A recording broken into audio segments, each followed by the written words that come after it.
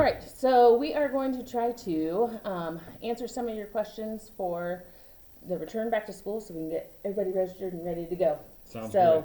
I'm just going to fire them at them and you can answer them. Fire away. All right, so does the school prefer that we keep our kids at home if we're able, or does the school want as many in-person students as possible? Well, I mean, ultimately, that's up to the family and what does a family want to do. But we want kids in the building, and we are prepared to have kids in the building. So, that's not really what does the school prefer. E-learning and virtual learning, they serve a purpose, but e-learning is never going to take the place of face-to-face instruction, or let alone be with the great Oak Hill teachers. So. We want kids in the building, but that's a family choice, and we've got the option to support either way. So, Awesome.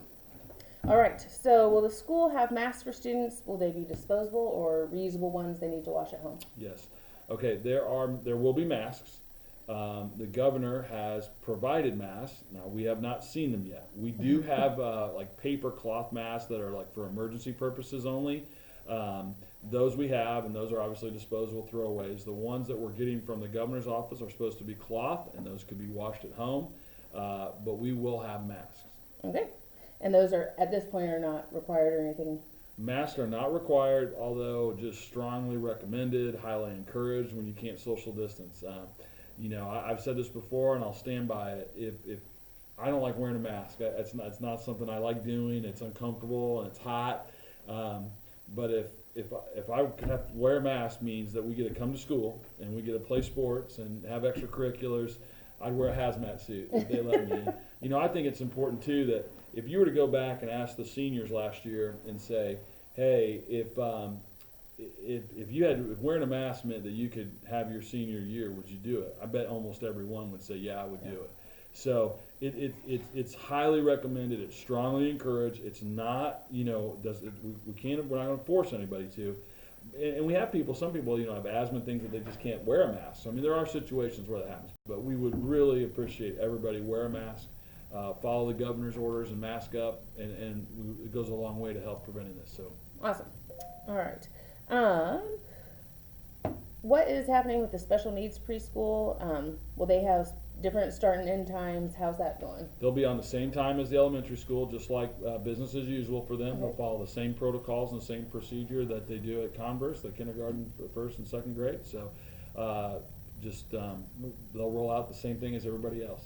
Awesome. And then they'll follow if they were normally a half day or whatever that worked last year will work the same thing this year, except they'll start at 7:45. Okay. Will high school students still be able to do the Wildcat Academy at Indiana Wesleyan? Yes, absolutely. 100% yes. And then going to the career centers? Absolutely. Both of those are still go? Yep, All right. 100%. Obviously, we need to follow their guidelines. I don't know if Indiana Wesleyan, what their rules are, or what Heartland, we haven't heard those yet. But as far as does that fit into our schedule? Yes, 100%. Great. And we want them to do that. We encourage them. Awesome. Good. Okay. What if your child has a chronic cough or has frequent stomach aches? Can they send them? What are the exceptions? What are the exceptions made for kids who have issues that every other year would have been considered not an issue, but now they're part of the symptoms? But yeah, so obviously I would definitely contact the school principal, and I would let the nurse know, and probably the building secretary. We did hire a new nurse to help have more just nurses available to care to kids, and obviously being in constant communication, letting also your physician know, keeping track of things. One part of our plan is that we are asking our parents to screen their children every day before they get on the bus, and obviously the older kids can screen themselves. We're going to have training in the classroom where we talk about this is what the things you're looking for. But obviously a kid that has a cough or things like that shouldn't draw undue attention if we know going in that they have these pre-existing conditions. All right. Let's see here. In the past, I've dropped off all my kids at Swayze to take a bus to the school they attend. Will that still be available, or do I need to drop them off at all their individual schools? The best case scenario is they dropped off at each school. That's best. Now, you can still drop off at Swayze. There is a route, a Swayze stop. There's a Converse route that has a Swayze, but the start times. They're going to have to call in to Sandy in transportation, and she'll be able to say Like, for example, when the Converse bus comes by Swayze, there's not Okay. just a shuttle at the, at 7:35 and then kids get on. It doesn't work that, but there is a stop at each school, at each elementary school to go to one of the other schools, but they're gonna have Okay. to call in and find the time. So the answer is, yes, you could still do that. I don't know what exactly the times that would mean for each, and then, the best case scenario, especially with everything going on, would just be to drop them off, whatever works. Okay, awesome. Will the majority of in-person learning be on the computer? In-person learning Yes. on the computer? Yes, I think the question would be is if we're trying to do the same in No, person and no, no. online. No, we're looking for traditional, classroom instruction will be, but what we really want to focus on, and I know that our teachers will do this, we want to focus on learning. So, obviously, if what you do in class can be done virtually, then that's what the virtual students will do. If it can't be done virtually, then the teacher's going to have to find out, well, how can I get the same amount of learning out of whatever I assign here? So, no, I would not expect in class to be the same, like the same assignment, or maybe the same carried out the same way. The learning should be the same, but Right. how you go about it, I think, would look differently. Okay. Speaking of virtual online school, e-learning, I can't come up with the right word, whatever. What is that going to look like? Last spring it was different because we were making it to the end, and Well, the expectation is that they're either doing exactly what is being done in class, or they're doing an equivalent of what can be done virtually. That's what the expectation is going to be.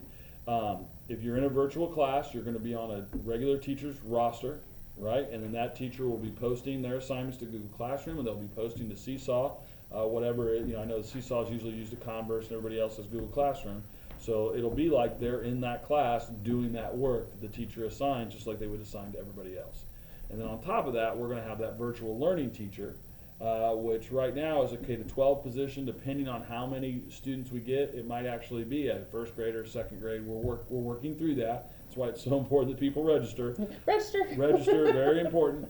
But we'll also have this teacher, a licensed teacher, that's kind of this facilitator between the classroom teacher and the students, and then between the students and the classroom teacher. Like that way, they're the ones going and tracking down students that maybe are falling behind or not doing their work, or they're the ones going to the students and then saying, hey, do you need some extra help? Maybe providing some extra instruction.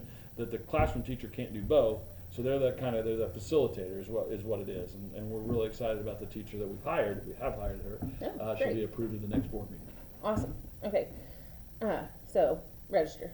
Let's see. Well, if things slow down with COVID, will the start times go back to normal rather than stay staggered all year?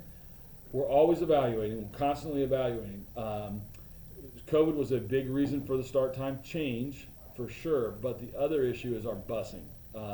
And I would think that we are on the staggered times for the school year, would be my guess. Again, we're always evaluating. If it doesn't work, then we'll definitely, or if there was a miraculous vaccine all of a sudden, and that's really what the community wanted and we looked at. But I do think there are a lot of other advantage that the staggered start time does for us. So I would say we're at least in it for the year, but we're constantly evaluating, and we want feedback and input.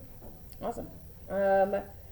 What about the cleaning products? If they have harsh chemicals, are teachers able to use Norwex if they would rather do that kind of stuff? Everything we're using is approved, and there's nothing new. Now we do have a new machine that does something that allows it to really be able to stick to the desk, and it's a fogger machine. But there's no new chemicals. I'll have to look more into that. I'm not familiar with that. So there shouldn't be anything new that I know of. Okay. There'll be more of what we've used in the past. Obviously, there's a lot deeper cleaning, and we have new machines to help us get into spots that maybe would be missed and things like that. But I can look more into that. Okay. Let's see. How is the child care going to work? Are they going to keep kids separated by classrooms like they do during hours? How's that going to work? Well, it's going to depend on. They are going to be separate. There's going to be very structured. I think there will be some recess and some times like that, but we'd like to keep it as education based as we can, and obviously involve some fun time. But it won't be running around through the school. That's for sure. Now, I do think, depending on our size, right, we can split up, but we will have them like in a classroom or on the playground in a certain area, and then following the same protocols that we have to follow during the school day. So it won't be like, you know, everybody everywhere. It'll be some structured, certainly education based. You know, we'd really like it to be able to help, you know, help the students with their homework and things like that we can do, and obviously then throw in some recess, but there will be the same rules that we're under.